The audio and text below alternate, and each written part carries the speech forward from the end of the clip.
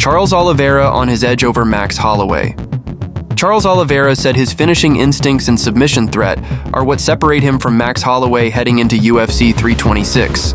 David Feldman says he's 99% sure Conor McGregor will make his UFC return at the White House event, claiming that McGregor is in better form now than during his prime and is intensely focused on a comeback to MMA ahead of the historic June card. Justin warned about Ilia Topuria.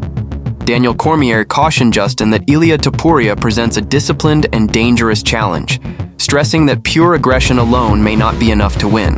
Henry Cejudo calls for Diego Lopes versus Yair Rodriguez. Henry Cejudo believes a matchup between Diego Lopes and Yair Rodriguez is overdue and would settle unfinished business in the division.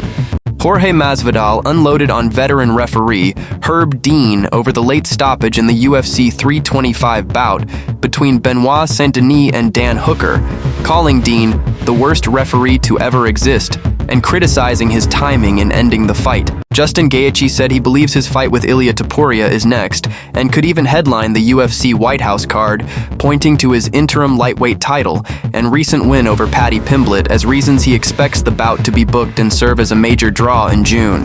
Michael Chandler on Topuria versus Gaethje. Michael Chandler said Topuria's well-rounded skill set makes him a tough assignment for Gaethje, especially if the fight turns tactical.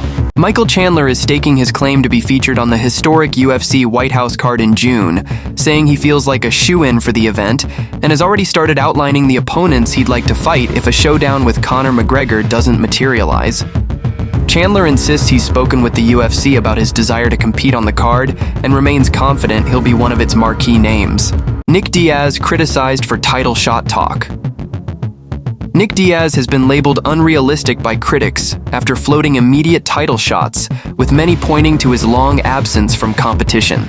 Former welterweight champion Kamaru Usman expressed sympathy and advice for Shavkat Rakhmonov following the welterweight contender's latest injury setback, suggesting Rakhmonov may need to reassess aspects of his preparation as he works through another lengthy rehabilitation. That's it for today, but the story is far from over. The lines are being drawn, the pressure is rising, and every decision we talked about today is going to have real consequences inside the cage. Fighters are being overlooked, rivalries are getting personal, and titles are being decided long before the walkout music hits.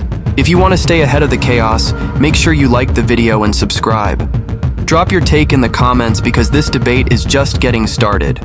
Until next time, stay locked in. The fight world is watching.